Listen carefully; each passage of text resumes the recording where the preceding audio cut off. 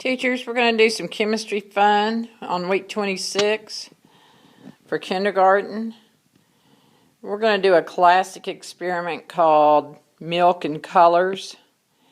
I'm going to explain what you're looking at. This is just a pie pan with some milk in it. And I have very carefully taken food coloring. And I'm going to show you how you place it in the milk. So in case it's not set up by fourth graders, you can do this. You just put a little bit of milk in there, and then you gently squeeze your food coloring down the side like this, so it just settles into the milk and you haven't done anything to disturb it. So I would just ask kindergarten, what the colors you see, what do you think's going to happen if you just leave the milk there. And they're going to be fascinated just by the fact that this color starts running in the milk. But that's not the cool part of this lab.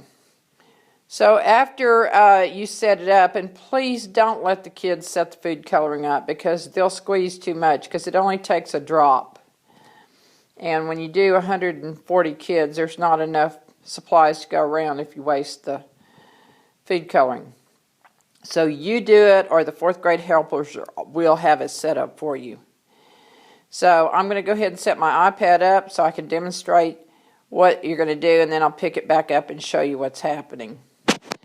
Let me just go over briefly the materials that you're going to be using. We have pie pans that we use all the time.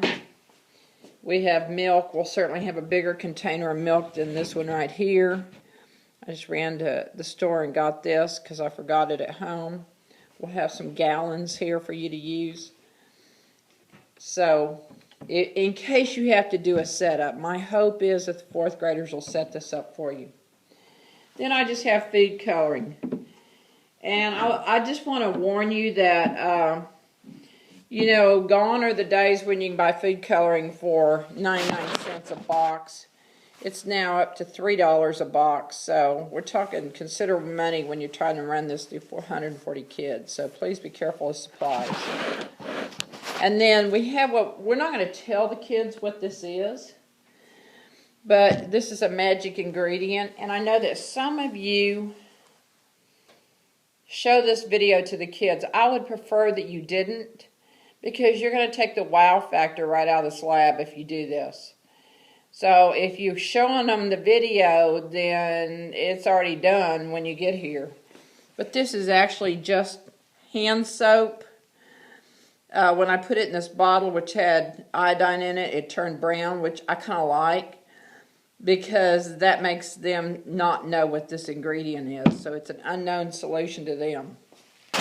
So I'm going to put my iPad up so that you can look down on the reaction like the kids will do. Now, what you have to tell them is don't move the pan. It's real important they don't move the pan. And just stir up the colors. So we're going to just drop some of this in here and see what happens. And it causes a reaction. And it's really fun to watch,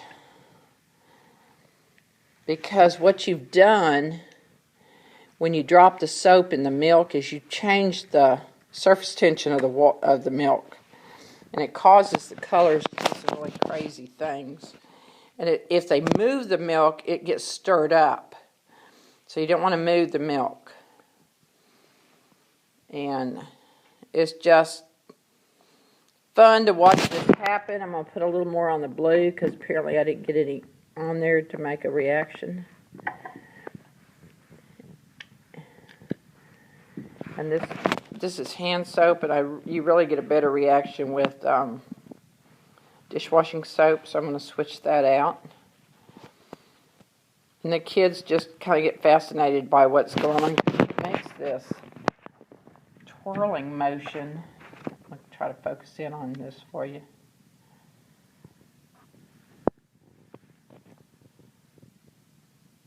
You can see the blue starting to move.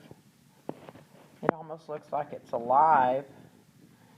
This would, to me, would be a real good lesson in living and non-living, because kids think if it's moved, it's alive. So is this living or non-living?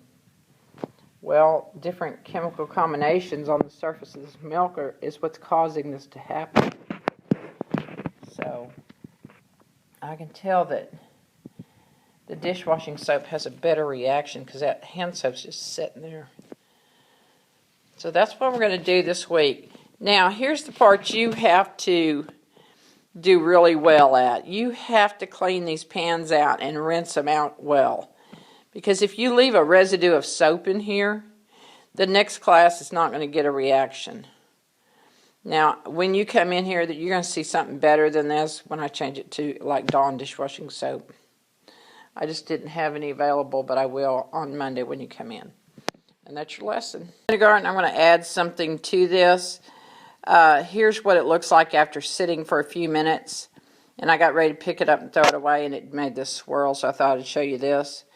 Let me tell you a good way to get rid of this. Instead of the kids walking across the room with this pan, we're just going to have a disposal pitcher on the table, and they can just pour it into that disposal pitcher. And then at the end of the day, we can throw it all away. But then you need to wash the pan out. And they're going to be excited just by the colors that are left in the pan. So, good lesson on color, chemistry, and surface tension.